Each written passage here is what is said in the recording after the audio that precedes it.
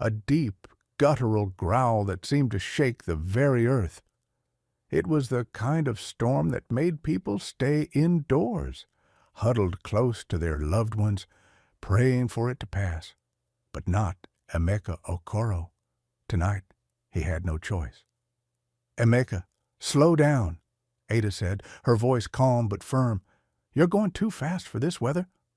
"I've got it under control," Emeka replied, his jaw tight. He didn't mean to snap, but the stress of the night was getting to him. "You're not invincible, Emeka," Ada said, her tone sharper now. "This isn't just about you, it's about us, about Kamsi." "Emeka, please," Ada said, her voice softer now, almost pleading. "Just pull over. We can wait it out."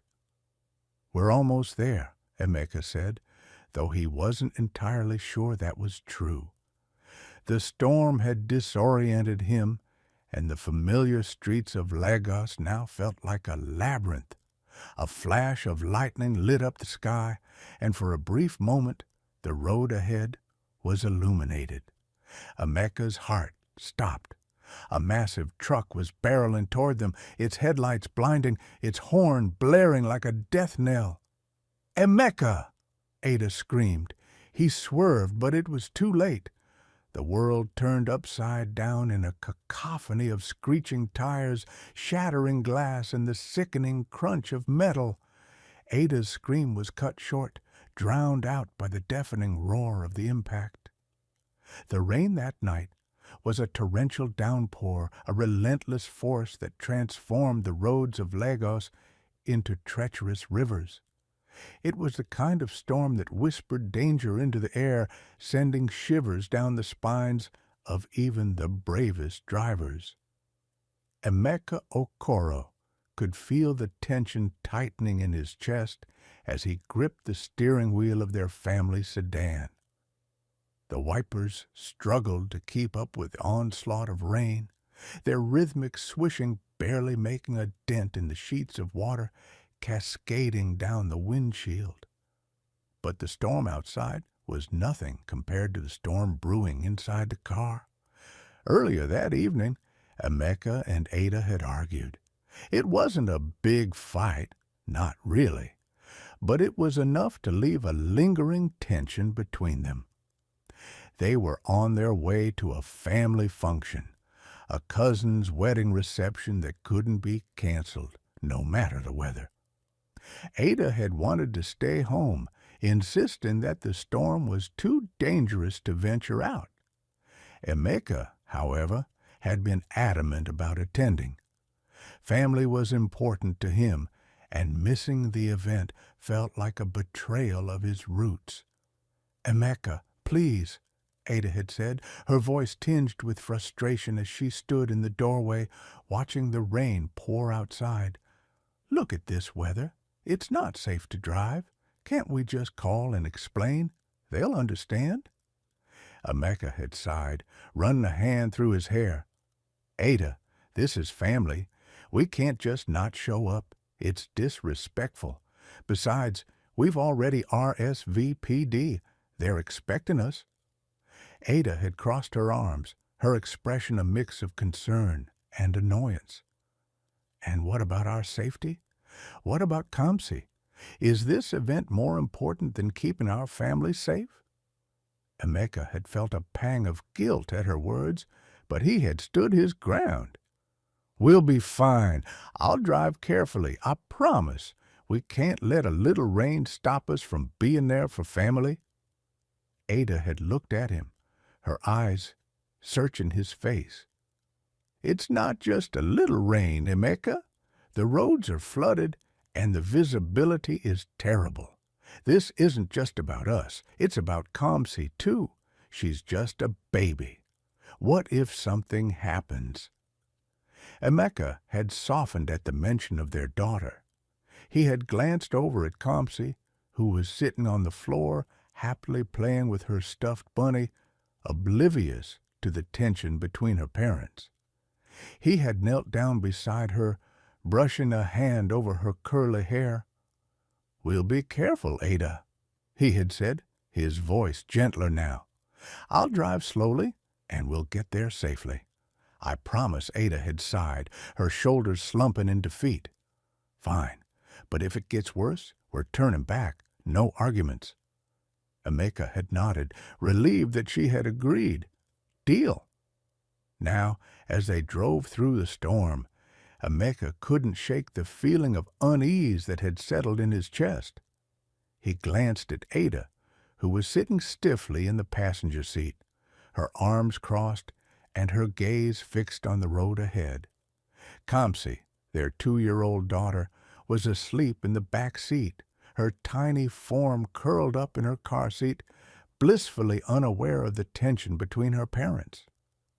Ada, Emeka began, his voice tentative.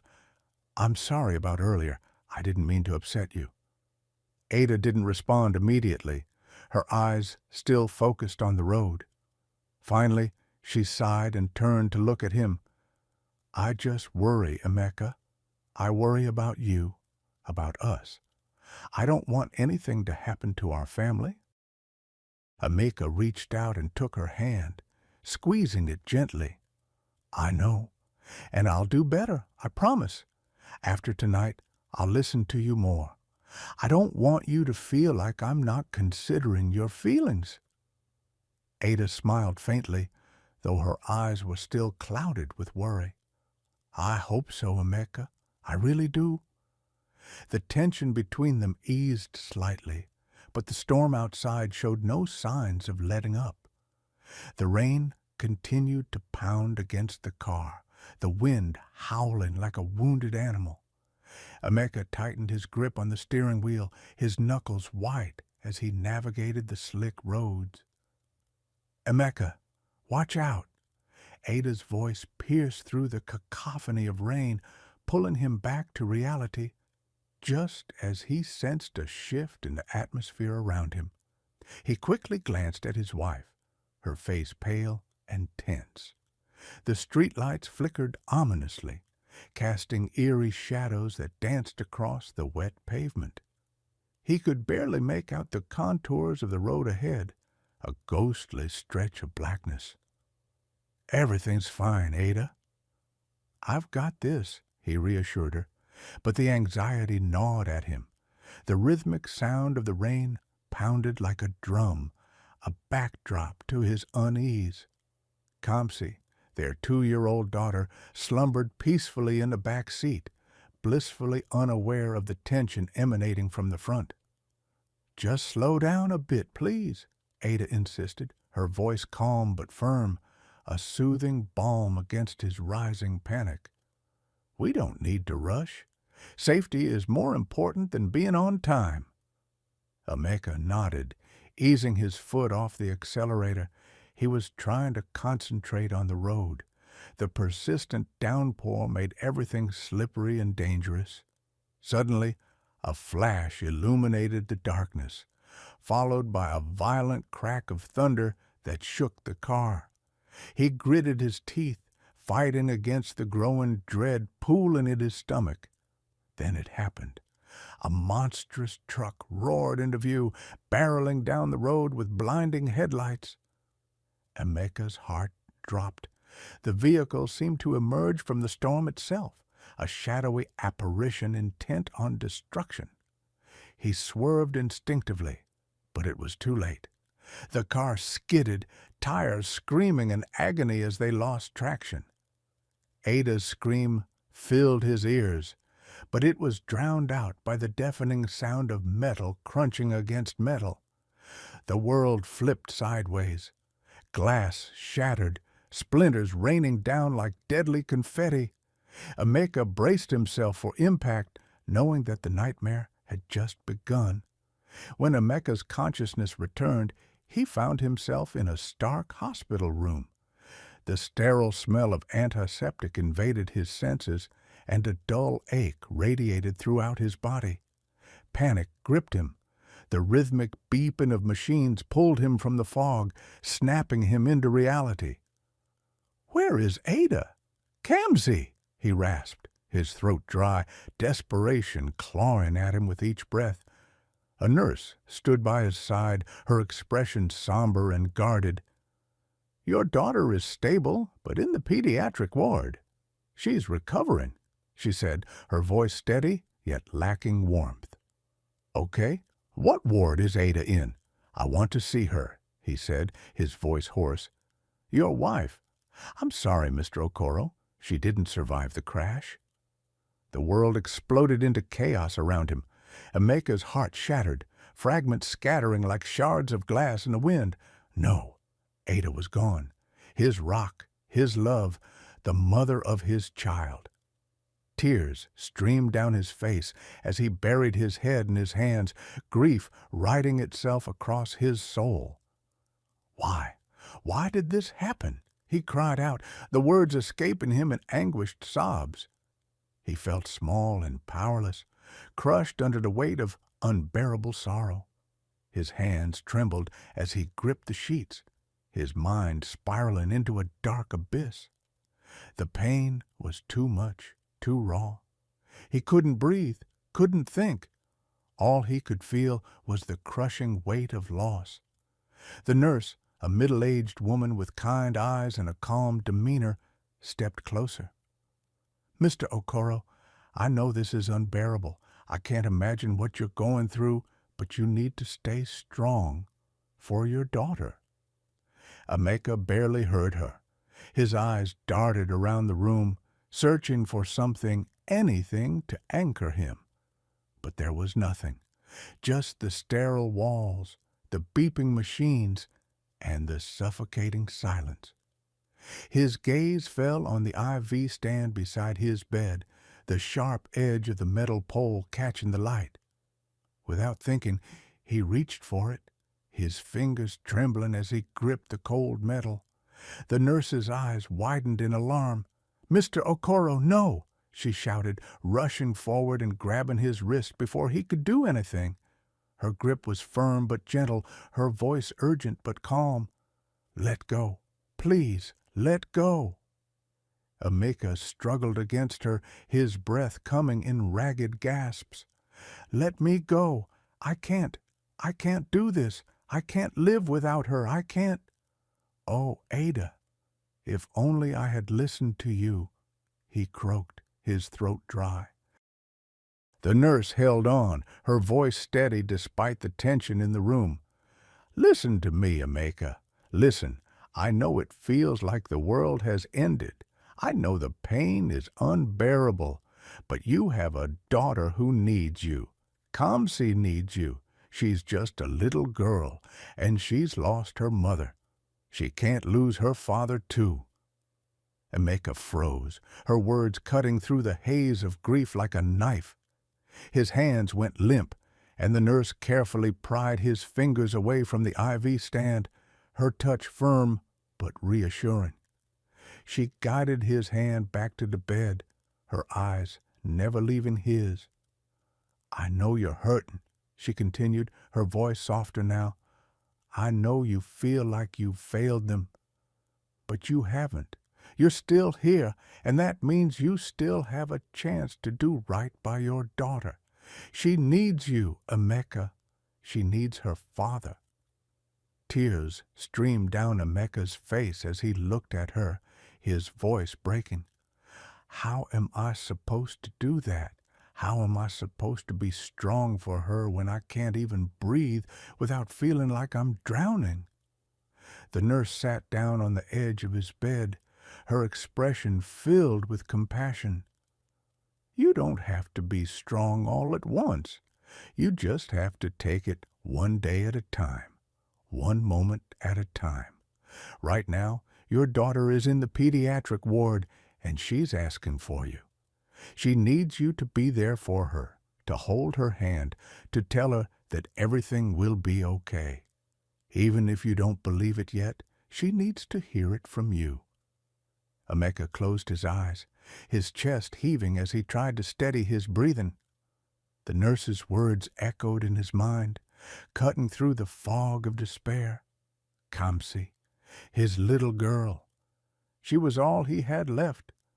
The thought of her alone, scared and confused, broke his heart all over again. "I don't know if I can do this," he whispered, his voice trembling. "I don't know if I'm strong enough." The nurse placed a gentle hand on his arm. "You don't have to be strong enough right now. You just have to try. For her. And if you can't do it for yourself, do it for Ada. She would want you to take care of Kamsi. She would want you to keep going, even when it feels impossible." Emeka's breath hitched, and he nodded slowly, the weight of her words settling over him like a heavy blanket. "You're right," he said, his voice barely above a whisper. "I have to be there for her. I have to try." The nurse smiled softly, her eyes filled with relief. "That's all anyone can ask of you, Emeka. Just try. And if you need help, we're here. You're not alone in this." Emeka nodded again, his tears still flowing but his resolve strengthening. He took a deep breath, his hands clenching into fists as he steadied himself. "Can I see her? Can I see Kamsi?" The nurse stood, her smile widening. "Of course. I'll take you to her. But first, let's get you cleaned up a bit. You don't want her to see you like this, do you?" Emeka managed a weak smile, the first hint of emotion other than grief crossing his face. "No, I don't." As the nurse helped him freshen up, Emeka's mind raced with thoughts of Kamsi. He didn't know how he was going to do it, how he was going to face her without breaking down, but he knew he had to try. For her, for Ada, for the life they had built together. When they finally reached the pediatric ward, Emeka's heart ached at the sight of his daughter lying in the hospital bed, her tiny frame dwarfed by the machines and tubes surrounding her. She looked so small, so fragile. But when she saw him, her face lit up with a smile that reminded him so much of Ada. "Daddy!" she called out, her voice weak but filled with joy. Emeka rushed to her side, taking her hand in his. "I'm here, sweetheart. I'm here." As he held her hand, the nurse's words echoed in his mind. One day at a time, one moment at a time. He didn't know how he was going to do it, but he knew he had to try. For Kamsi, for Ada, for the life they had built together. A year passed, like clouds drifting aimlessly across the sky. Emeka filled his days with work, plunging into his career as a real estate developer in Lagos, using projects as a distraction from the grief that threatened to swallow him whole. Kamsi was his only solace. She had fully recovered from the accident trauma with only blurry memories of the accident and what had caused it. She was now lively, her laughter a bittersweet reminder of Ada. But even as he threw himself into his work, Emeka couldn't escape the guilt that gnawed at him. He replayed the night of the accident over and over in his mind, wondering if things would have been different if he had listened to Ada, if he had just stayed home. The weight of his regret was a heavy burden, one that he carried with him every day.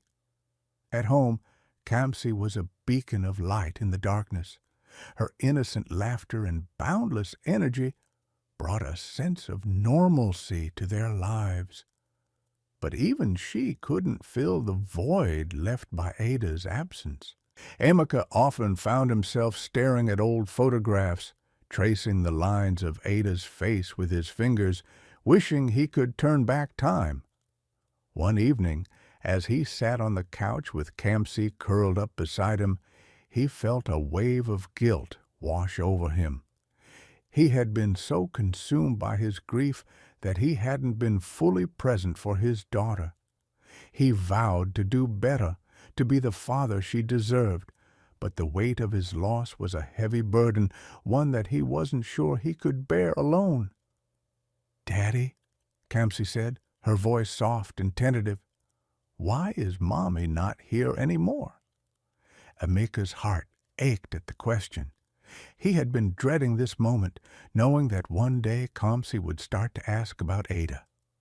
He took a deep breath, trying to steady his voice before he answered. "Mommy is in heaven, sweetheart," he said, his voice gentle. "She's watching over us, and she loves you very much." Kamsi frowned, her little brow furrowing in confusion. "But why can't she come back? I miss her." Emeka felt a lump form in his throat, and he pulled Kamsi into his arms, holding her tightly.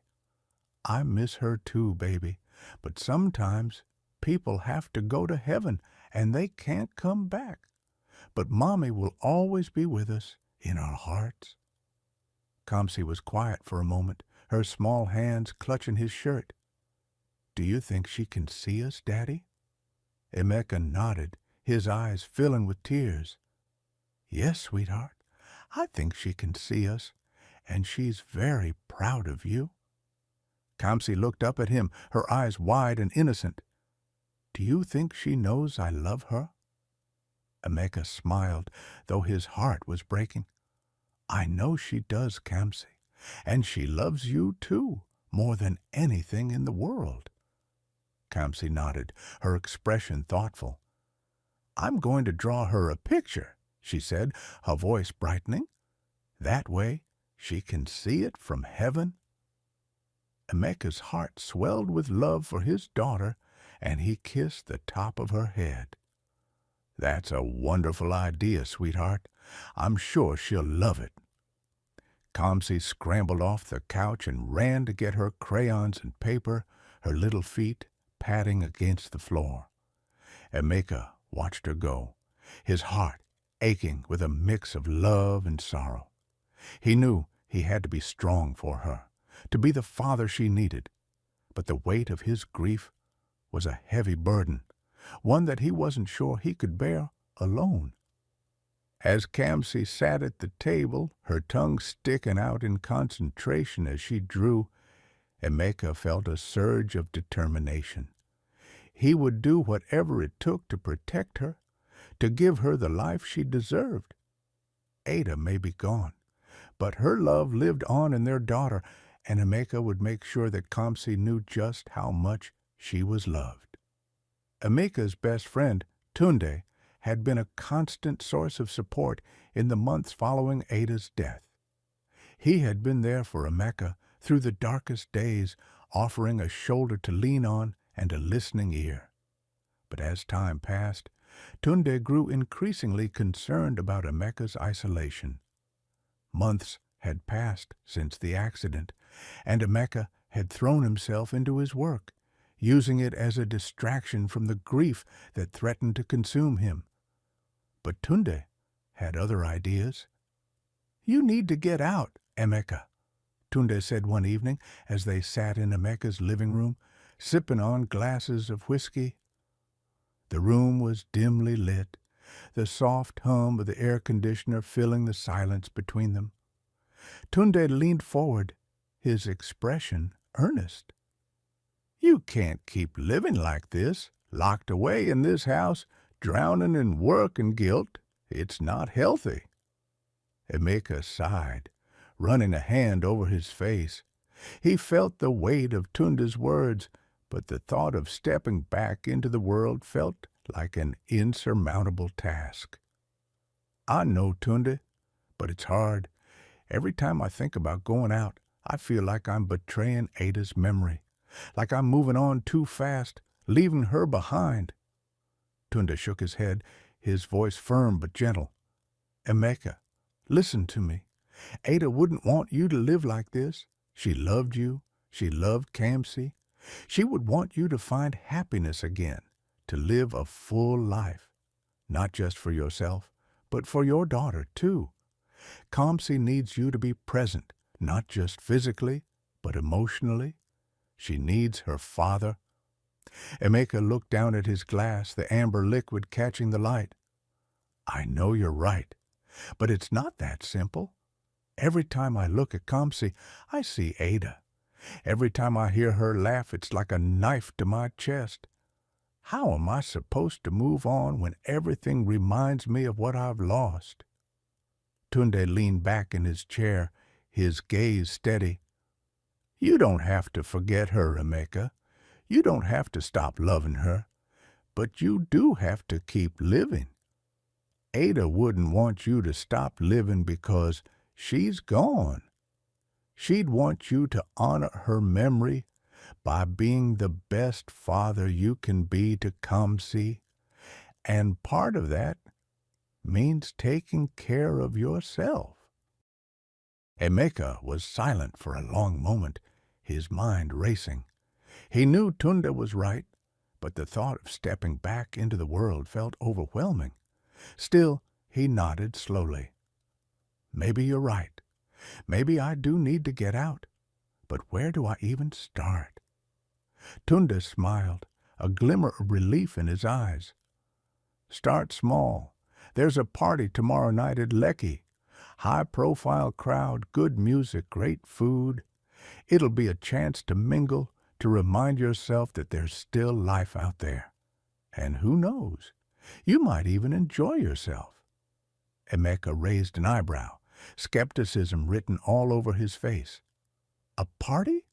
Tunde, I haven't been to a party in years. I'm not even sure I remember how to act at one. Tunde chuckled, clapping Emeka on the shoulder. Don't worry, my friend. I'll be there with you every step of the way. And if it gets too much, we'll leave. No pressure, just give it a chance. Emeka hesitated, then nodded.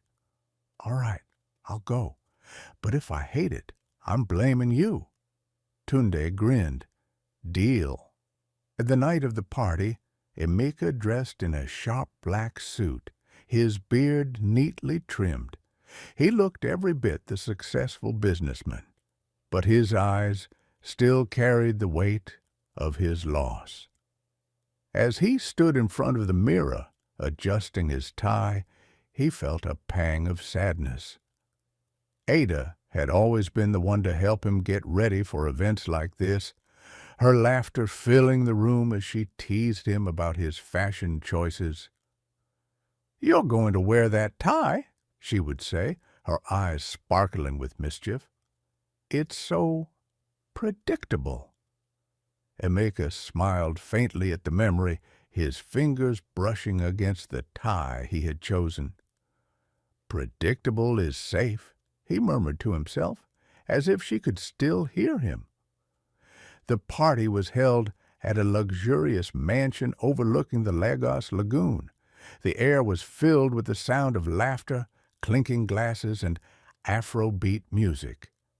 Emeka felt out of place, but he forced himself to mingle, exchanging pleasantries with acquaintances and colleagues. Tunde was by his side, as promised, steering him through the crowd with ease. See, this isn't so bad, is it? Tunde said, handing Emeka a glass of champagne. Emeka took the glass, his eyes scanning the room. It's overwhelming, but not terrible, I suppose. Tunde grinned. That's the spirit. Now, let's go say hello to a few people. You might even recognize some faces. As they made their way through the crowd, Emeka couldn't shake the feeling that he was being watched. He glanced around, his eyes scanning the room, but saw nothing out of the ordinary. Still, the sensation lingered, a prickling at the back of his neck that made him uneasy. You all right? Tunde asked, noticing Emeka's distracted expression. Yeah, I'm fine, Emeka replied, though his voice lacked conviction. Just feels like someone's watching me. Tunde chuckled. Well, you are one of the most eligible bachelors in Lagos. Can't blame people for staring. Emeka rolled his eyes, but before he could respond, something caught his attention. Across the room, standing near the bar, was a woman who looked exactly like Ada. She wore a red dress that hugged her figure, her hair styled in soft curls. Emeka's heart raced. It couldn't be her. Ada was dead. But the resemblance was uncanny. Tunde, Emeka said, his voice barely above a whisper, do you see that woman over there, by the bar? Tunde followed Emeka's gaze, his eyes narrowing as he took in the woman's appearance. Yeah, I see her. Why? Do you know her? Emeka shook his head, his heart pounding in his chest. She looks exactly like Ada. Tunde's expression softened, and he placed a hand on Emeka's shoulder. Emeka, it's been a tough night. Maybe you're just seeing things. Let's get some air, yeah? But Emeka wasn't listening. He was already moving toward the bar, his eyes fixed on the woman. As he approached, she turned, her eyes widening in shock. For a moment, they just stared at each other. Then she smiled, a smile that sent chills down Emeka's spine. "Hello, Emeka," she said. Emeka's mind raced. How was this possible? He had buried Ada. He had seen her body. But here she was, alive and standing in front of him. The world around him seemed to blur, the sounds of the party fading into a distant hum. All he could focus on was her face, the face he had mourned for months, the face that now looked back at him with a mixture of guilt and relief. How are you here?" he stammered, his voice barely above a whisper. Ada's smile faded, replaced by a look of guilt. She glanced around nervously, as if expecting someone to appear out of the shadows. "I'm sorry, Emeka. I didn't know how to tell you." "Tell me what?" he demanded, his voice rising. His heart pounded in his chest, a mix of anger, confusion, and a flicker of hope. "Ada, what's going on? I thought you were dead. I buried you. I saw your body." Ada's eyes filled with tears, and she reached out to touch his arm. "I faked my death, Emeka. I had to." The words hit him like a punch to the gut. He staggered back, his mind struggling to process what she was saying. "Faked your death? Why? Why would you do that? Do you have any idea what I've been through, what Kamsi has been through?" Ada's voice trembled as she spoke. "I was in danger, Emeka. I got involved with some dangerous people. They threatened to kill me and Kamsi if I didn't disappear. I thought if I was dead, they'd leave us alone." Emeka felt a surge of anger, but it was quickly tempered by the overwhelming relief of seeing her alive. "You could have told me. We could have figured it out together. You didn't have to do this alone." "I wanted to," she said, tears streaming down her face. "But I was scared. I thought it was the only way to protect you and Kamsi. I didn't want to put you in danger." Emeka took a deep breath, trying to steady his racing thoughts. "Who are these people, Ada? What kind of danger are we talking about?" Ada glanced around again, her nerves clearly on edge. "Not here. It's not safe. Let's go somewhere we can talk." Emeka nodded, his mind still reeling. He followed her as she led him away from the party, through a side door and into a quiet garden. The cool night air was a stark contrast to the tension between them. Ada took a deep breath, her hands trembling as she clasped them together. "I was working as a financial consultant for a powerful politician," she began. "At first, it seemed like a great opportunity. But then I started noticing things, irregularities in the accounts, large sums of money being moved around. When I dug deeper, I realized he was involved in money laundering. I confronted him, and that's when the threat started." Emeka's eyes widened. "What kind of threats?" "He said if I didn't keep quiet, he would make sure I disappeared, and that he would come after you and Kamsi, too. I didn't know what to do, Emeka. I couldn't risk your lives, so I faked my death. I made it look like I died in the accident, and then I went into hiding." Emeka felt a mix of emotions: anger at the politician who had put them in this situation, guilt for not being able to protect Ada, and a deep, aching love for the woman standing in front of him. "Why didn't you come to me sooner?" he asked, his voice breaking. "I wanted to," she said, her voice barely above a whisper, "but I was afraid. I didn't know if it was safe." Amika pulled her into his arms, holding her tightly. "We're okay, Ada. We're okay. But we need to figure this out. We can't keep running. We need to face this together." Ada nodded, her tears soaking into his shirt. "I'm so sorry, Emeka. I never wanted to hurt you." "I know," he said, his voice soft. "But we're together now, and we'll get through this." Ada's revelation left Emeka with more questions than answers. As they sat in the quiet garden, the weight of the situation pressed down on him. He knew they couldn't stay here for long. The party was still in full swing, and the last thing they needed was to draw attention to themselves. "We need to get out of here," Emeka said, his voice low. "We can't risk someone seeing us together." Ada nodded, her eyes scanning the area for any signs of danger. Emeka felt a pang of guilt. He had been so focused on his own grief that he hadn't considered the possibility that Ada might have been watching over them all this time. "Let's go," he said, taking her hand.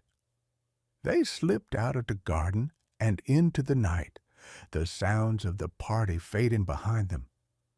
Ada led him to a small, nondescript car parked a few blocks away. They got in, and Ada drove quickly but carefully, her eyes constantly checking the rear-view mirror. "Where are we going?" Emeka asked, his nerves on edge. "A safe house," Ada replied. "It's where I've been staying. No one knows about it." Emeka hesitated. "What about Kamsi? We can't leave her alone." "I've already made arrangements," Ada said. "She's with a trusted friend. She's safe. She will bring her over in a week's time." The drive was tense, both of them acutely aware of the danger they were in. Emeka's mind raced with questions, but he knew now wasn't the time to press Ada for answers. They needed to get to safety first. When they arrived at the safe house, Emeka was struck by how ordinary it looked, a small, unassuming apartment in a quiet neighborhood. Ada parked the car in the garage, and they entered through a back door. Inside, the apartment was sparsely furnished, but it was clean and comfortable.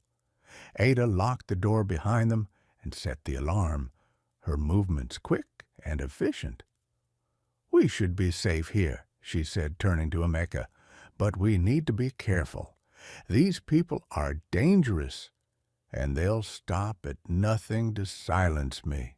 Emeka nodded, his mind still reeling from everything that had happened. "What's the plan, Ada? We can't just hide forever." Ada took a deep breath, her expression serious. "We need to gather evidence, enough to bring down the politician and his network. If we can expose him, we can protect ourselves and make sure he can't hurt anyone else." Emeka felt a surge of determination. "Then that's what we'll do. But we need to be smart about it. We can't afford any mistakes." Ada nodded, her eyes filled with resolve. "We'll start tomorrow. For now, we need to rest. It's been a long night." Emeka agreed, though he knew sleep would be hard to come by. As they settled into the small apartment, he couldn't shake the feeling that they were being watched. The danger was far from over, and he knew they would need to be ready for whatever came next. The next morning, Emeka woke to the sound of Ada moving around the apartment. He had slept fitfully, his mind plagued by nightmares of the accident and the threats they now faced. But seeing Ada alive and well was a balm to his soul, even as the reality of their situation loomed over them. Ada was in the kitchen, preparing breakfast. The sight of her there, so familiar and yet so different, brought a lump to Emeka's throat. He had missed her more than he could put into words, and now that she was back, he was determined to protect her at all costs. "Good morning," she said softly, handing him a cup of coffee. "Good morning," he replied, taking the cup and sitting down at the small table. The aroma of freshly brewed coffee filled the air, mingling with the faint scent of toast and eggs. It was a simple moment, but one that felt achingly precious after everything they had been through. "How did you sleep?" Ada asked, her voice tinged with concern as she sat across from him. Emeka sighed, running a hand through his hair. "Not great. Too much on my mind." "You?" Ada shrugged, her gaze dropping to her coffee cup. "Same. I keep thinking about Kamsi. I miss her so much, Emeka. I just want to hold her again, to tell her how sorry I am for leaving her." Emeka reached across the table, taking her hand in his. "We'll see her soon, I promise. Once we're sure it's safe, we'll bring her here. She'll understand, Ada. She's just a child, but she's strong. She'll forgive you." Ada's eyes filled with tears, and she squeezed his hand tightly. "I hope so. I don't know how to explain it to her. How do I tell her that I had to leave to protect her, that I didn't want to go?" Before Emeka could respond, a knock at the door interrupted them. They both froze, their eyes locking in a moment of shared panic. Emeka stood quickly, his heart racing. "Stay here," he said, his voice low. "I'll check it." He moved to the door, peering through the peephole. His breath caught in his throat when he saw who was standing on the other side. It was Ada's friend, Neka, and in her arms was Kamsi, her curly hair tied up in two little puffs, her wide eyes scanning the unfamiliar hallway. Emeka threw the door open, his voice trembling with emotion. "Neka! Kamsi!" Kamsi's face lit up when she saw him. "Daddy!" she squealed, reaching out for him. Emeka scooped her up, holding her tightly as she buried her face in his neck. "I missed you, Daddy," she whispered. "I missed you too, sweetheart," Emeka said, his voice thick with tears. He looked over at Neka, who was smiling softly. "Thank you for bringing her." Neka nodded. "Of course. I thought it was time. She's been asking for you non-stop." Ada appeared in the doorway, her hands trembling as she clutched the doorframe. Her eyes were fixed on Kamsi, tears streaming down her face. "Kamsi," she whispered, her voice breaking. Kamsi turned at the sound of her name, her eyes widening when she saw Ada. For a moment, she just stared, her little face a mixture of confusion and disbelief. Then her lower lip began to tremble, and she buried her face in Emeka's shoulder. "No," she said, her voice muffled. "That's not Mommy. Mommy's gone." Ada's heart shattered at the words, and she took a step forward, her hands outstretched. "Kamsi, baby, it's me. It's Mommy. I'm so sorry I left you. I never wanted to, but I had to keep you safe." Kamsi shook her head, her grip tightening on Emeka. "No, Mommy's gone. You're not my Mommy." Ada's tears fell faster, and she dropped to her knees, her voice pleading. "Please, Kamsi, I love you so much. I never wanted to hurt you. I just wanted to protect you." Kamsi peeked out from Emeka's shoulder, her eyes filled with tears. "You lied. You said you'd never leave me." Ada choked back a sob, her hands trembling as she reached for her daughter. "I know, baby, and I'm so sorry. I made a mistake, but I'm here now. I'm not going anywhere ever again. Please let me hold you." Kamsi hesitated, her little face torn between anger and longing. She looked up at Emeka, her voice small and uncertain. "Daddy, is it really Mommy?" Emeka nodded, his own tears falling as he stroked her hair. "Yes, sweetheart, it's really her. She's been trying to come back to us for a long time. She loves you more than anything in the world." For a long moment, Kamsi just stared at her, her little face a mask of uncertainty. Then, slowly, she reached out her arms. Ada let out a choked sob and pulled her into a tight embrace, burying her face in her daughter's hair. "I'm so sorry, baby. I'm so sorry." Kamsi clung to her, her tears soaking into Ada's shirt. "I missed you, Mommy," she whispered. "I missed you too, my sweet girl," Ada said, her voice trembling with emotion. "I missed you every single day." Emeka knelt beside them, wrapping his arms around both of them. For the first time in what felt like forever, they were together again, a family. The weight of everything they had been through seemed to lift, if only for a moment, as they held each other tightly. Nneka watched from the doorway, tears in her eyes.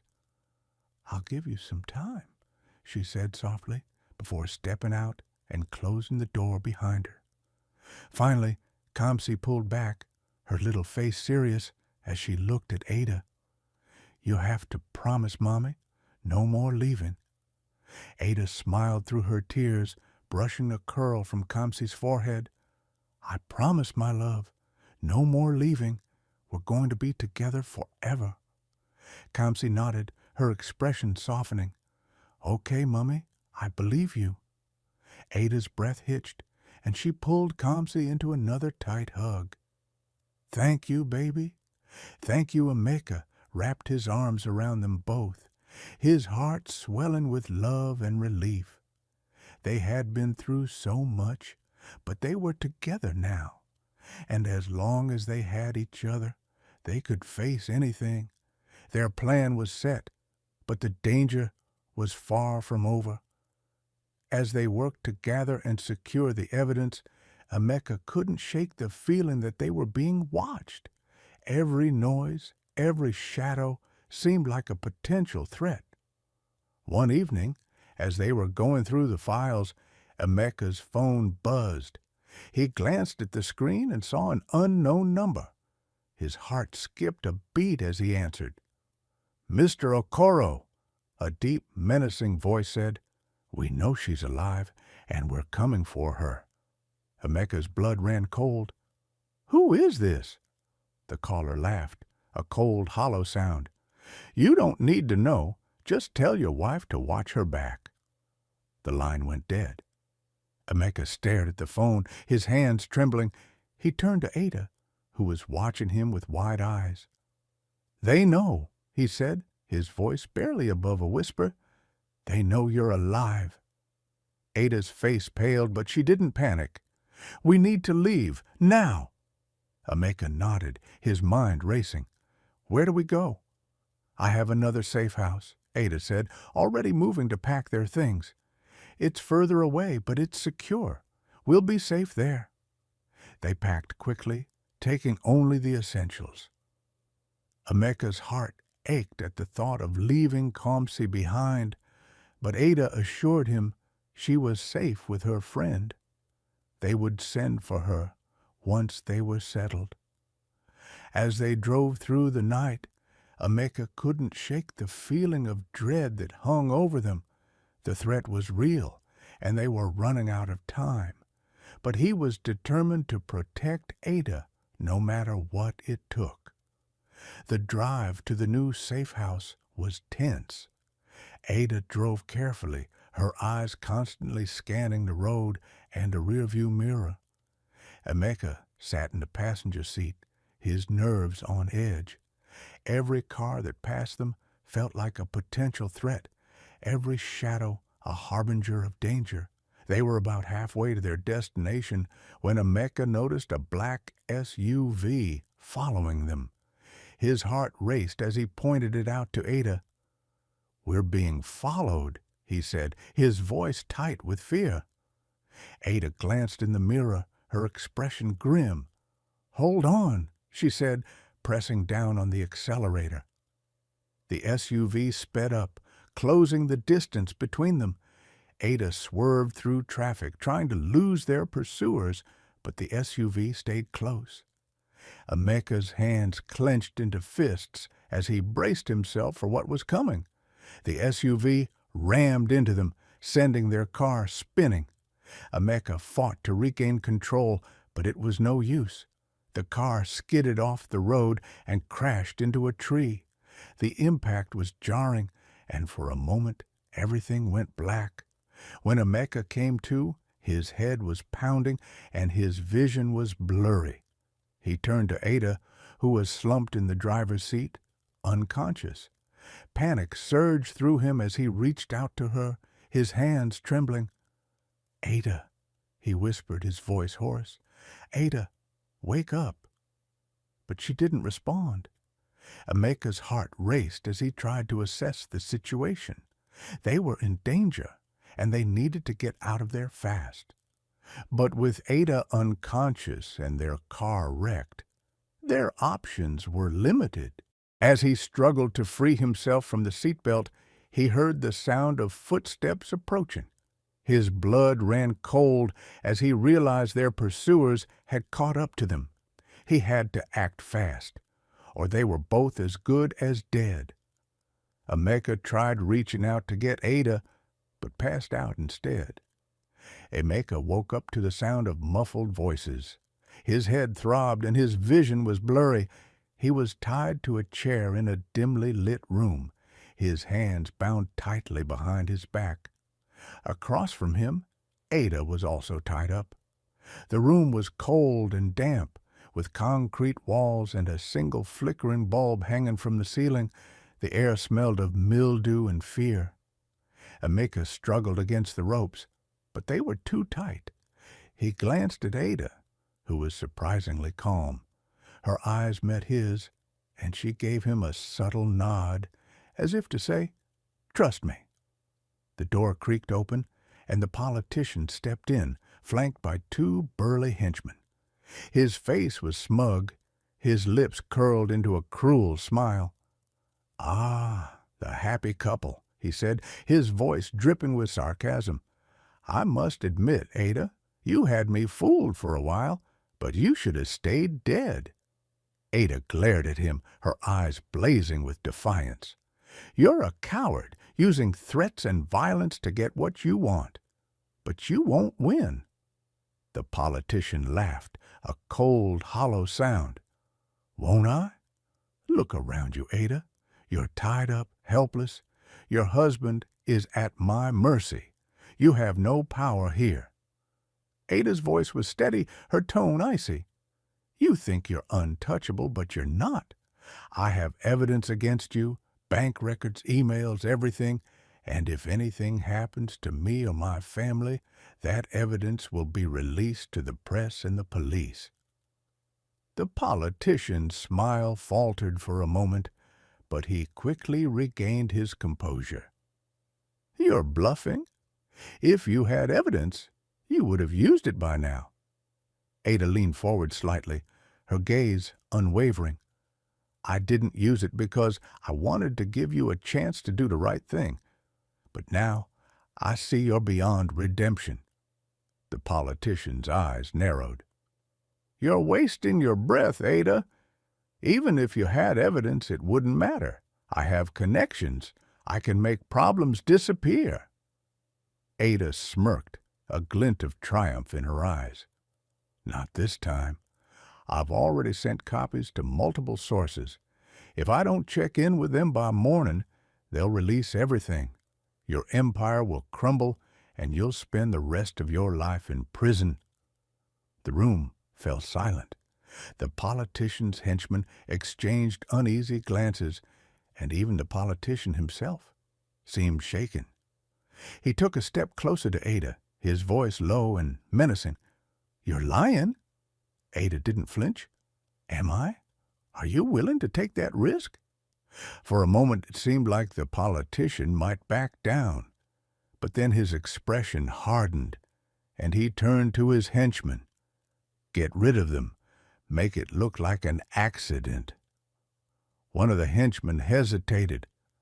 "Boss, if she's telling the truth, do as I say," the politician roared. As the henchman moved toward Ada and her family, Emeka struggled against his restraints, his heart pounding. "Leave them alone," he shouted. But Ada remained calm. She glanced at her watch, then looked at the politician with a sly smile. "You're too late." Before the politician could respond, the sound of sirens filled the air. The henchmen froze, their faces pale. The politician's eyes widened in panic. "What did you do?" he demanded. Ada leaned back in her chair, her smile widening. "I told you, I've been buying time. The police are here, and they have everything they need to put you away for good." The door burst open, and armed police officers stormed the room. "Hands up, everyone on the ground," one of them shouted.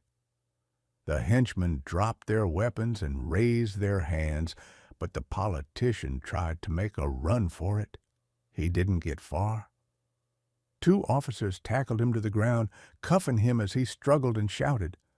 Emeka watched in disbelief as the scene unfolded. He turned to Ada, his eyes filled with admiration.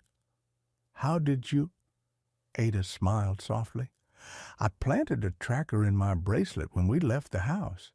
I knew they'd come for us, so I made sure the police could follow." One of the officers approached Ada and Emeka, cutting their restraints. "Are you okay?" he asked. Ada nodded, rubbing her wrists. "We're fine.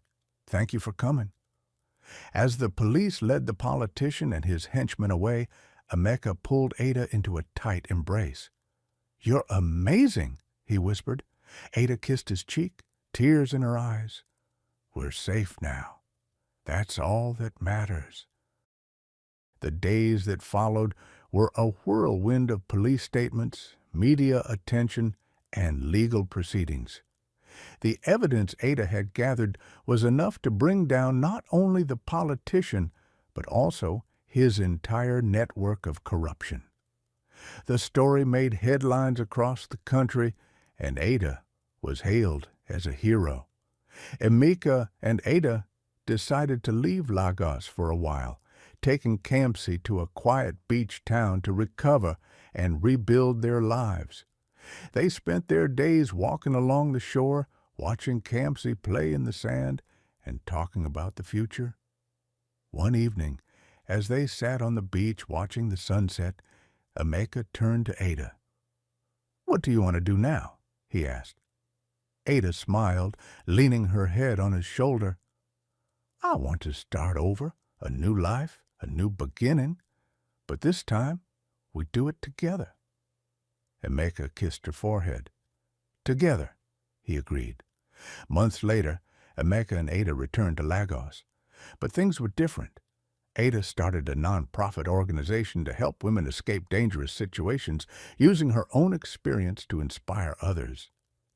Emeka continued his work in real estate, but made sure to prioritize his family above all else. Kamsi, the brightest in her class, grew up knowing the story of her parents' bravery, a story that became a part of their family's legacy. And as they stood together, watching the sun set over Lagos, Emeka knew that no matter what challenges came their way, they would face them together.